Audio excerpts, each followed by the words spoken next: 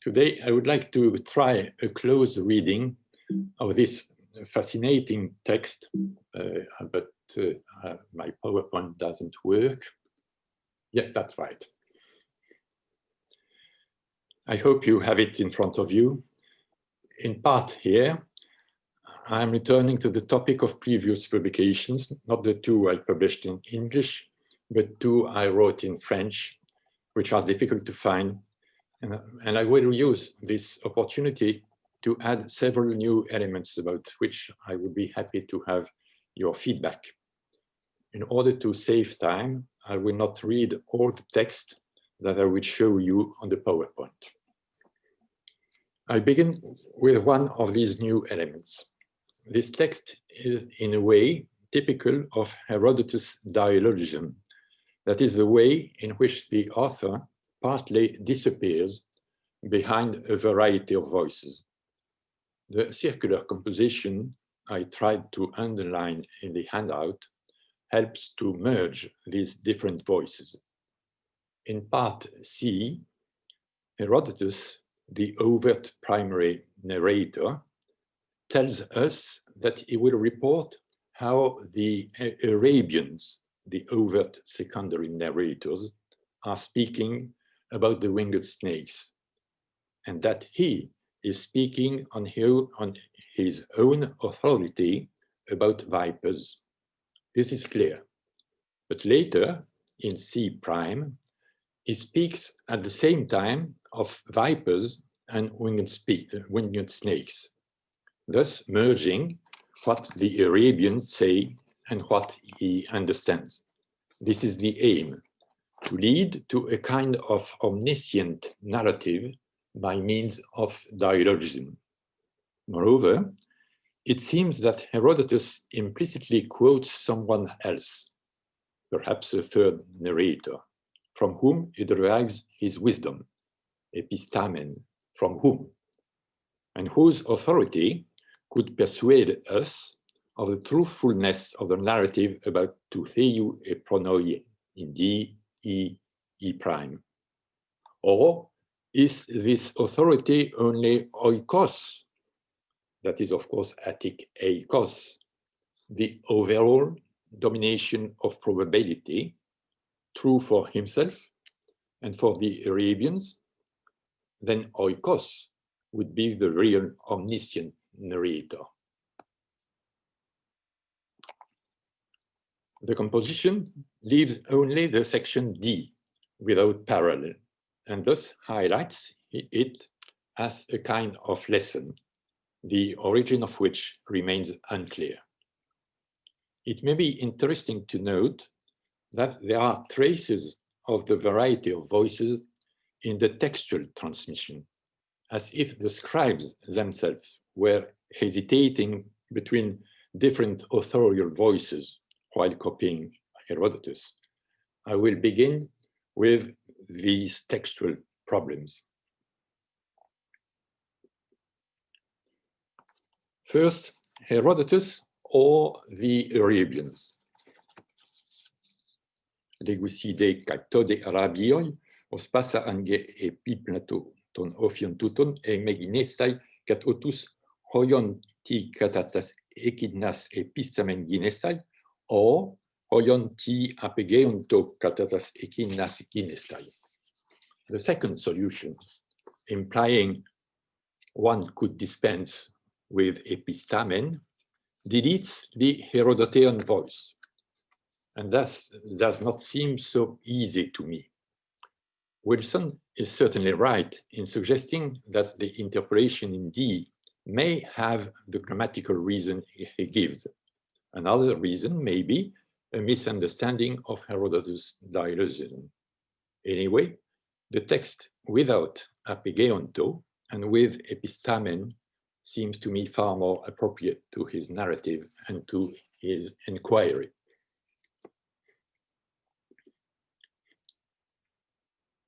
Secondly, evidence for the divine providence.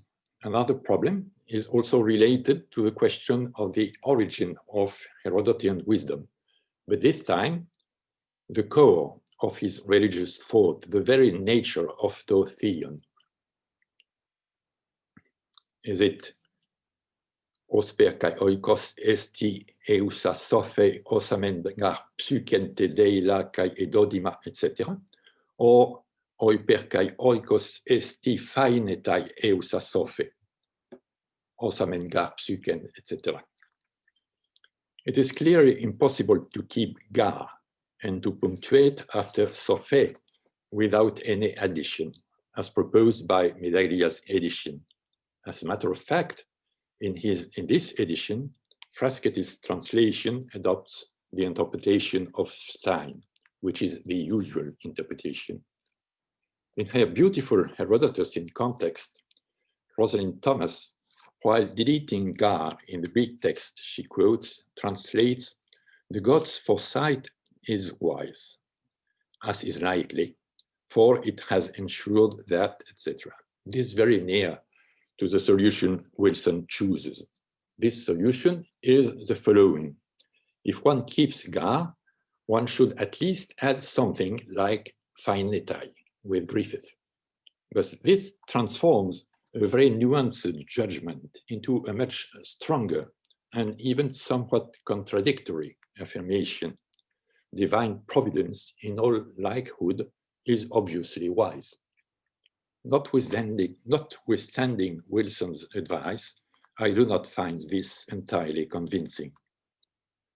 Whatever that may be, the relationship between eusa sophe, osper kai oikos esti, and the main proposal is not clear. Does osper kai oikos esti relate to Herodotus' appreciation of divine foresight, or to the logic which presides over the animal equilibrium and which is imposed on the divine himself? I prefer the first interpretation, which keeps the supreme role to the divinity, divine providence being in all likelihood full of wisdom, etc. But the voice of oikos and the wisdom of Totheion are profoundly merged. What about the reality of this marvelous narrative? First, winged snakes. As a matter of fact, there are indeed so-called flying snakes, and they have a website. And Herodotus saw such winged snakes. At least he tells us that he saw them, and in my opinion, thinks he saw them, unless he is lying, of course. Failing, for example, is very skeptical. Or not exactly, he didn't see exactly them, but the bones and backbones of those serpents in Book 2. Note his comment.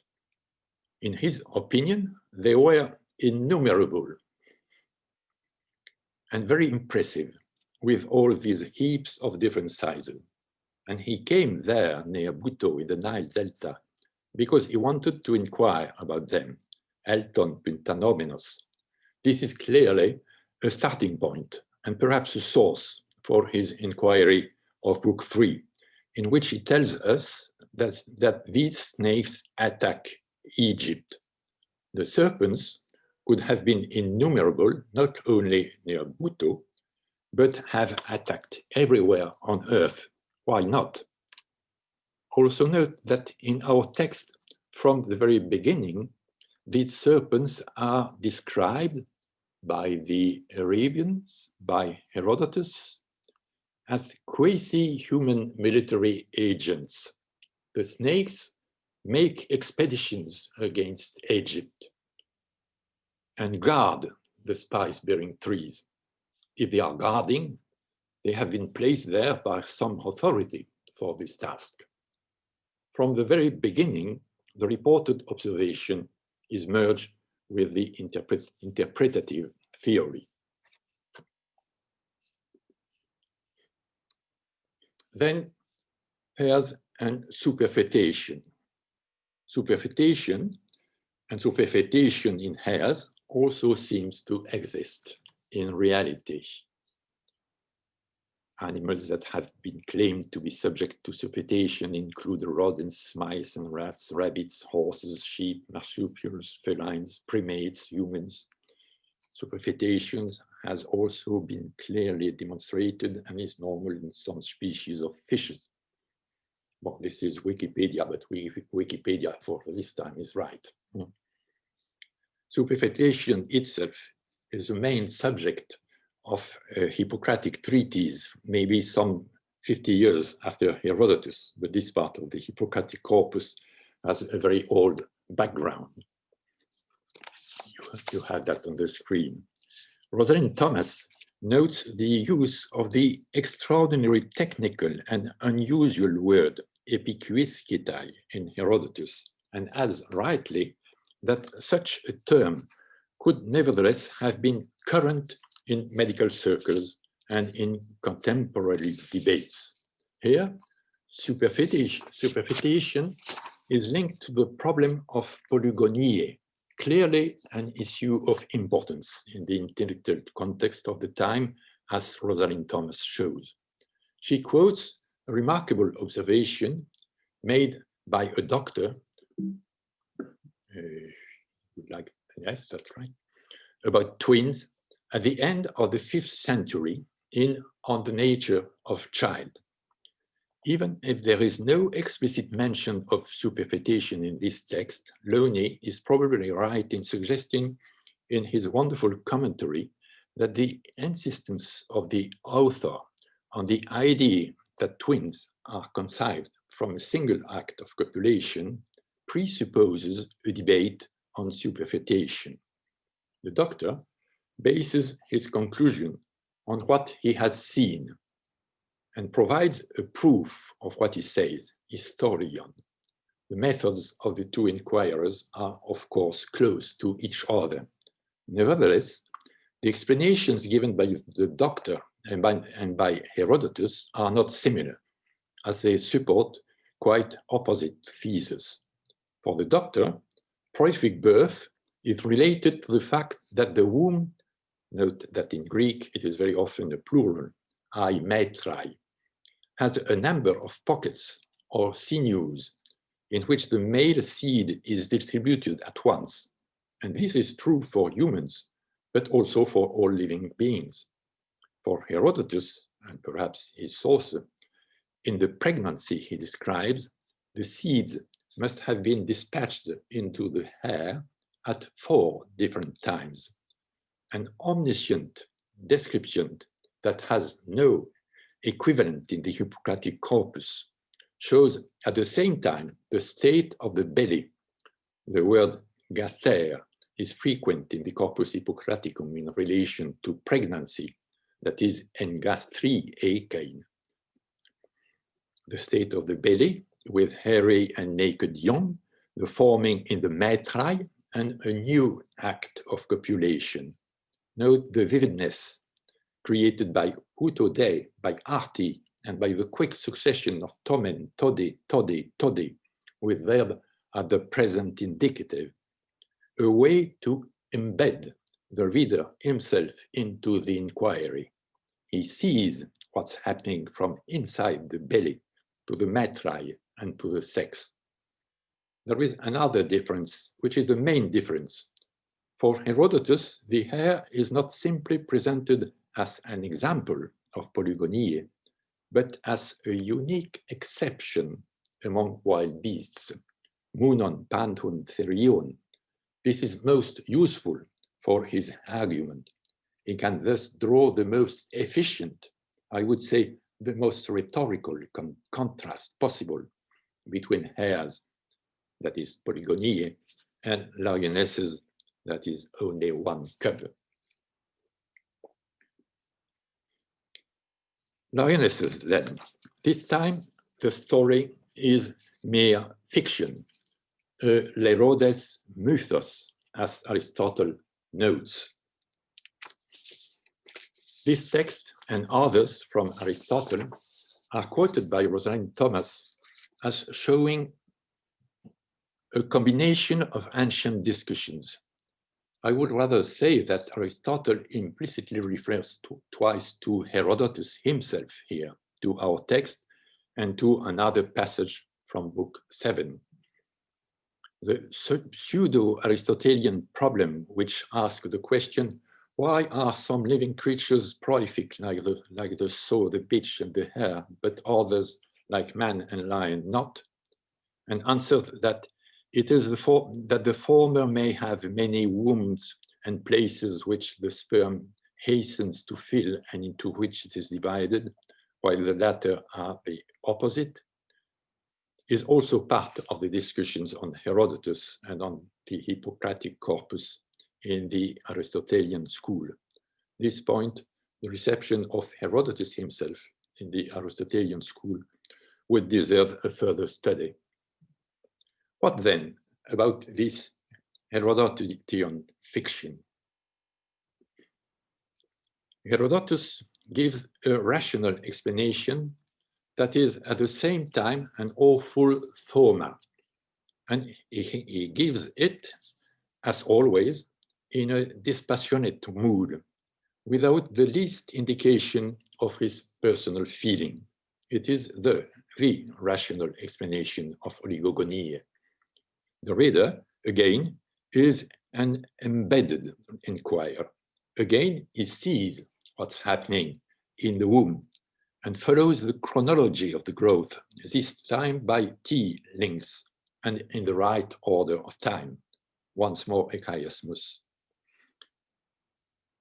Copulation is then at the exact center of our text, at the end of E, at the beginning of E prime. Moreover, the reader does not only see, he even hears the progress of scratching and tearing the womb with the accumulation of occlusives I underline on the screen.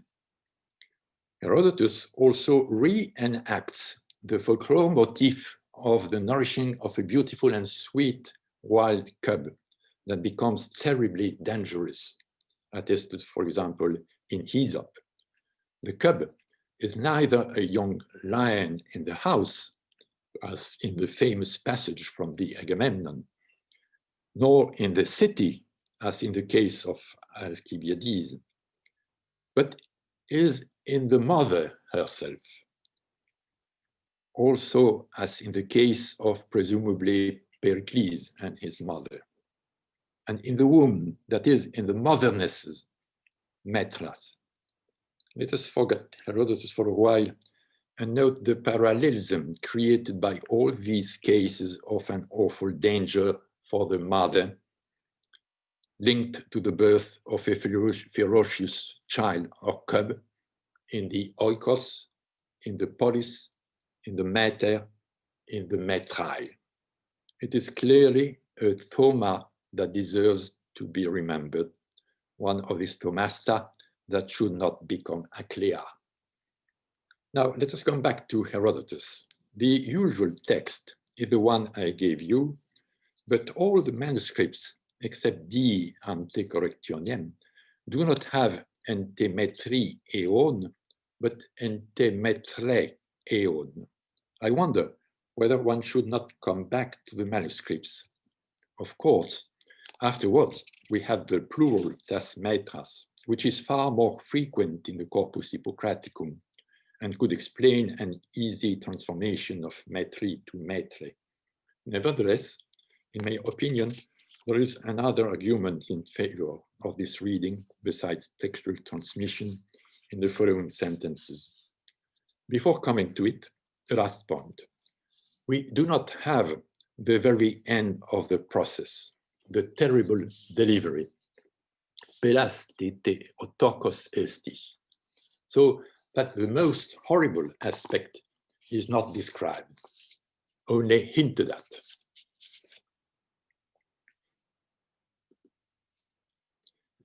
Vipers and Arabian serpents. Herodotus is a master of crescendo. An extra step in horror and thoma is still to come. And this time we have the awful tokos. And above all, now and only now, comes the question of life or death for mankind. Herodotus is going to explain why we are all alive. Vipers and Arabian snakes eginonto os effusis otoisin uparche, uc and biosima anthropoisin. Here, as sometimes in Herodotus and in the Hippocratic corpus, physis keeps its etymological strength, the natural development. So, the natural development of snakes has been stopped. By whom and how? The answer to how is given, not the answer to by whom. It should clearly be supplied from the beginning of the text. It is the foresight of the divine that prevents the natural development of two polygoniae, of vipers and Arabian snakes, and it does so in order to preserve not the general balance of living beings, but the life of human beings specifically. Note this important point, to which I will come back further later. How is their natural development stopped? It is a unique case of a vivid and precise description of monstrous sexuality, with the death of the male during ejaculation. Normal ejaculation and its consequences are described in the Hippocratic corpus, for example, in generation. This kind of sexual cannibalism seems to happen sometimes in reality, but not for winged serpents, for example, for scorpions, but after mating, a somewhat less horrible narrative. But it is never the case either with vipers, as far as I know. Aristotle is more precise and trustworthy than Herodotus when he describes vipers. And this time, he does not criticize Herodotus, but he may remember some part of the Herodotean narrative again, when it traces the birth of young vipers. Sometimes, he says, from inside the egg, they devour what was around them and then come out. Diaphagonta, the same verb that Herodotus uses. So, for Aristotle, what Herodotus describes may sometimes be partly true about the vipers. Coming back to Herodotus, what is here horrible for us is a concomitance of sexuality and death. Herodotus develops the meticulous description of such cannibalism into a narrative sequence of offenses and revenge reactions. Tisin toyende apotinei timoreonta. That is, of course, reminiscent of tragedy, but a tragedy in the womb. As you can see, I adopt Metran, which is the text of the best manuscripts, A, not Metera, the text found in D and printed by most editors. The children eat the womb of the female and then her belly, not the mother. I choose this text because Herodotus does not call the male father or the female mother, but twice, or Ersen and Ethelia. And afterwards, the male is Togonei, not the father. That is the second argument for adopting Maitre also in the passage about lionesses. Of course, the story reminds us of tragic stories. Herodotus' vivid imagination conceives the serpent pair as a sort of Agamemnon and Clytemnestra. Thus, Arabian snakes kill their mothers as Orestes did to avenge their sire. This is quite true, except that, in my opinion, Herodotus chooses a quasi-scientific vocabulary for describing parents and children, male, female, genital wombs. He inserts a quasi-scientific inquiry into a tragic pattern, or a tragic pattern in a pre-scientific inquiry. The death of the mother is not necessary. It is enough that the female cannot have any other young.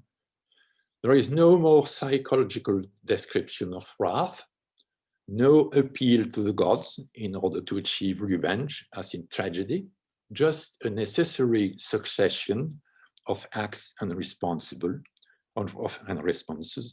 horrible precisely because they are described without any pathos. In the natural world of animals, the foresight of the divine does not need religion and wrath to fulfill his plans, but uses similar dreadful means.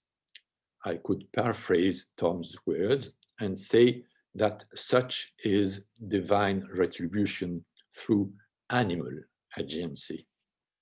No wrath, no psychology, but thesis, apotinein, timorein. Here, a brief semantic exploration is necessary. In our modern psychology, revenge represents a type of immediate and affective causality opposed to reason. But if affectivity and anger were often linked to revenge in ancient Greece, reason must play the main part. Let us have a look on the last verb, timorein.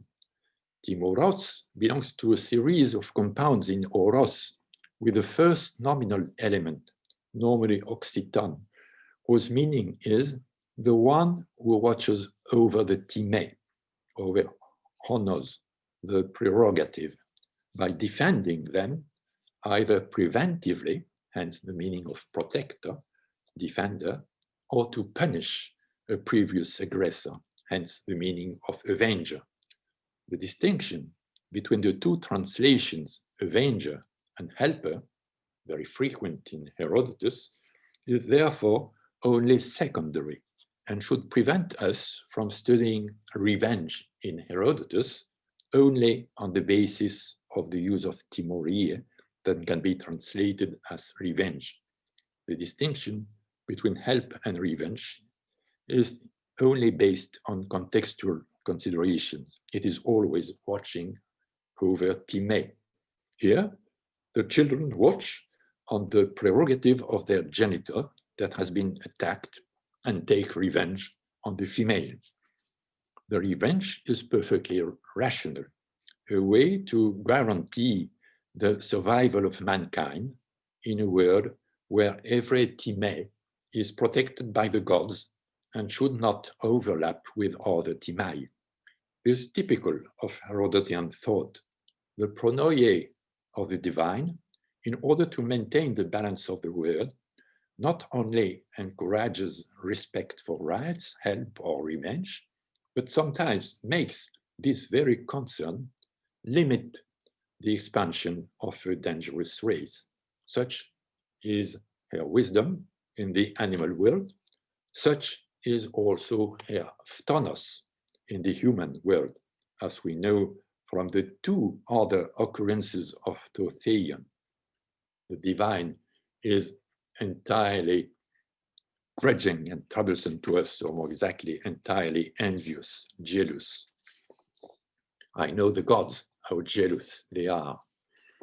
The divine God sees that no animal and also no man surpasses his condition and threatens his privilege, and he overturns everyone who becomes too great.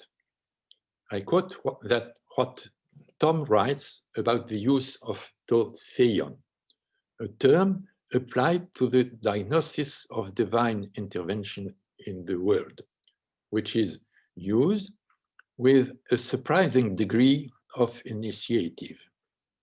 The divine, and not one or another god, probably because it is impossible to know which specific god would be responsible for this action, and because it would be impious to try to understand the repartition of timai among the gods. their timas kai teknas, 253. Wilamowitz was right, in my opinion, when he wrote, "So hat Herodot die Einzelgötter neben dem Theon niemals aufgegeben." But I'm not sure he was right when he thought there was a contradiction between the two, the Einzelgötter and das Theon. I would like to use about to Theon a formula recently used by Vinciane Pirenne-Delforge about Greek religion in general, une sorte de singulier pluriel. So, even if our text is circular, there is a progression from the first part to the second. In the first part, the wise through Theou et Pronoie achieves a balance between living species through the natural distinction between Polygoniae versus Oligogoniae that is perfectly clear from the contrast between hares and lionesses. In the second part, the defense of humanity requires a new element in order to achieve the balance between snakes and human beings, timorie, thesis, and apothesis. That is proved by the case of vipers, as Herodotus already knew, and by the case of the Arabian snakes that the Arabians explained to him. But any reader of Herodotus knows from the very beginning that timorie is also a rule for preserving the balance also within the human world. So this text is an example of dialogism, but also of a strong authorial mastery with a tremendous and thorough crescendo. A last point. The Arabian winged serpents do indeed seem to be many, but it is because whereas there are vipers in every land, these are all in Arabia and are nowhere else found. On the one hand, the reader now may also understand why there are such heaps of bones in Egypt, and once again in Herodotus, learn how to have a good understanding of the relativity of things, heaps, but only in this part of the world, and that is why they seem to be many. On the other hand, he also sees how important the account of Thoma in this faraway region of Arabia is for understanding what is happening in every land about vipers. Herodotian reflection is thorough, but perhaps with a flaw, as we will see now. Let us change our focus and try to encompass the cultural story of relationship between animals and men that runs from Hesiod to Plato. It enhances Herodotus' originality and, in my opinion, also allows us to note Herodotus' critical reception by Plato. Firstly, Hesiod as a possible starting point contrasting with Herodotus. Hesiod separated the lot of men from that of animals in a perfectly explicit way in Works and Days. The specificity of other living species in relation to men appears. They devour each other, but their way of eating is only proof of the absence of justice among them. There is no observation at all on the balance of species and no possibility that some kind of just defense of prerogatives exists amongst them. There is also in the Theogony and in Works and Days another means of separating animals, men, and also gods. That is fire, which allows men to sacrifice animals and give one part to the gods. Herodotus is very far from such views. Secondly, Plato, another master of dialogism, with his Protagoras myth, which has, of course, often been compared with our text, but not always. This point is also often neglected because it also uses the very, very rare vocabulary of polygonia and oligogonia. I gave a great part of the text in order that you see the differences between Herodotus and Pythagoras, that is, Protagoras as he is in Plato. Here, food is only a limited aspect of the plan of compensation Epimetheus invented. The main point is the diversity of equipments that were given to the different species, except men. It prepares the notion of techne that will allow men to equip themselves once Prometheus gave it to them. As a matter of fact, from Plato's point of view, Herodotus has forgotten to describe the human counterpart of the situation in the case of vipers and Arabian snakes, although his narrative climaxes with a war between men and snakes, he does not say a single word about the human counterpart. It seems that Pythagoras combines the Herodotian description with the Hesiodic myths or the story of Prometheus and their reception in Aeschylus in order to correct this flaw. One could even be more specific if one looks at the way the Herodotian description is embedded in the myth by a kind of ironic chiasmus. Herodotus kai kos tu theiu e pronoie, osper kai oikos esti eusa sophe, osamen psyken tedeila kai dodima totamen panta polygona pipoike, iname elipilipe catestiomena, osade sketlia kai aniera oligogona. E Pythagoras kai toismen oligogonian prosepse, tois tanaliskomenois hypotuton polygonian, soterian togenei porizum, hatede upanuti sophosron, o Epimetheus elaten oton katanalosastas dynamis eista aloga. In B and B prime, the same theme is taken up again, polygona versus oligogona, becoming oligogonian versus polygogonian. But in A and A prime, while on the one hand, in Herodotus, the wisdom of the divine is emphasized with some qualification, quos, like oikos esti. On the other hand, in Plato, we are in the presence of the minor god Epimetheus and the evidence of imperfect wisdom, also with some qualification, upanuti. I think we could therefore perceive here an ironic double echo. To explain it, we are of course reduced to hypotheses. One solution, I would say my solution, is to see this as an intertextual game from the writer Plato on Herodotus' text. Whatever the relations between Herodotus and Protagoras on the one hand, and Socrates and Protagoras on the other, but Plato also imitates Protagoras himself. Is the sophists the object of this half-ironic reference to the doctrines of Providence developed by Herodotus about all living species? Or is the sophist its author? The lack of documentation makes it impossible to decide. And that is why I use the nickname Pythagoras given to the narrator of the myth by Cynthia Ferrer.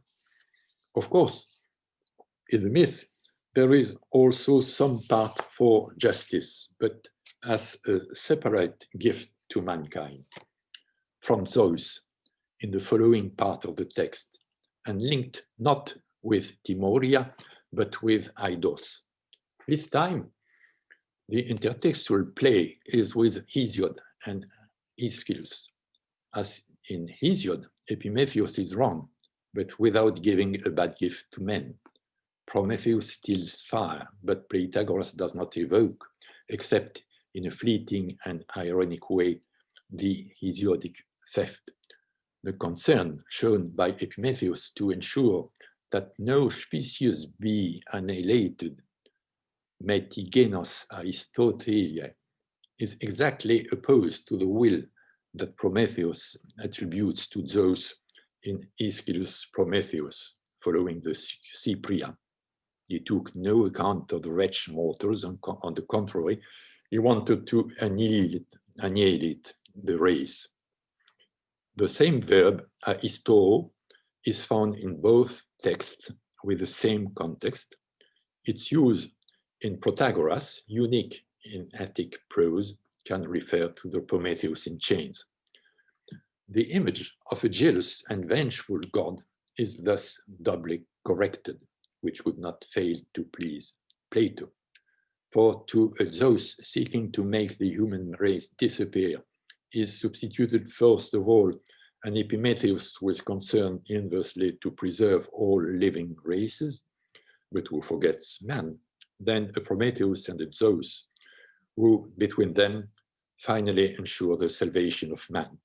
The fear of Zeus even becomes that our entire race may disappear. Remember that in Herodotus, the divine is entirely envious, jealous to us. This view of the divine is not acceptable to Plato. Note what is the first lie of the poets that he condemns in his Republic. That is the story about Kronos taking his revenge against his father Uranus. For Hesiod's readers, children may thus be right to take revenge on their father's wrongdoing. This pattern is surprisingly near to Herodotus' argumentation about snakes in our passage. Of course, here Plato's target is Hesiod's narrative about Kronos, but I suspect he would not allow either young people to read our Herodotean passage. And that is why I stop my talk now.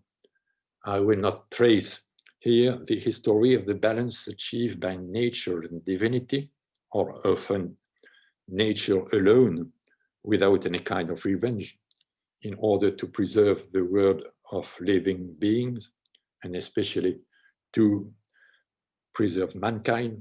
But you may find some references to Xenophon, Aristotle, and Galen in the paper I sent to you, and in a piece by Robert Parker that Tom kindly gave me.